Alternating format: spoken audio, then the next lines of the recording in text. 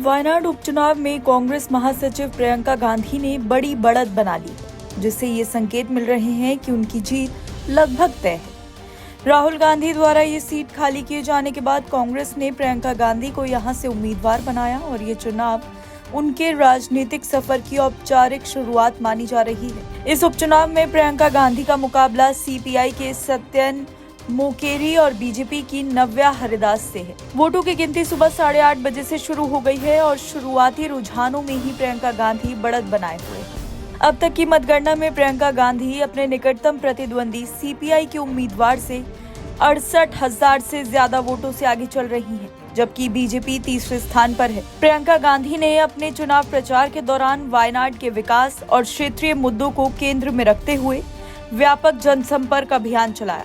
स्थानीय जनता के बीच उनकी लोकप्रियता और कांग्रेस पार्टी की जमीनी पकड़ का नतीजा इस बड़ी बढ़त के रूप में सामने आ रहा है। अगर प्रियंका गांधी ये चुनाव जीतती हैं, तो ये कांग्रेस पार्टी के लिए एक महत्वपूर्ण रणनीतिक सफलता होगी। वायनाड, जो पहले से ही राहुल गांधी के प्रभाव के कारण कांग्रेस का मजबूत गढ़ बन चुका है, अब प्रियंका गांधी के नेतृत्व में और सशक्त हो सकता है। रायबरेली और अमेठी के बाद वायनाड कांग्रेस के एक और सुरक्षित गढ़ के रूप में स्थापित हो सकता है। प्रियंका गांधी के लिए ये उपचुनाव कई मायनों में ऐतिहासिक है। लंबे समय से सक्रिय राजनीति में रहते हुए उन्होंने चुनाव लड़ने से परहेज किया था, लेकिन ये उनका पहला चुनाव है। इससे पहले प्रियंका ने कांग्रेस के प्रचार अभियानों में महत्वपूर्ण भूमिका निभाई है, खासकर उत्तर प्रदेश और अन्य राज्यों में।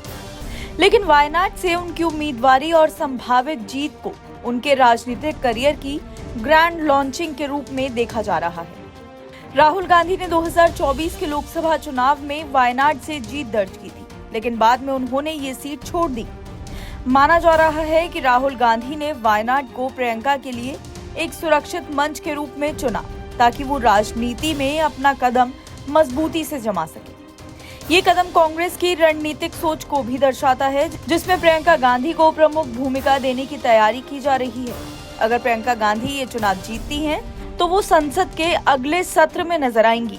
उनकी मौजूदगी संसद में कांग्रेस के लिए नई ऊर्जा का संचार करेगी और पार्टी उन्हें एक राष्ट्रीय स्तर की नेता के रूप में स्थापित करने की कोशिश भी करेगी।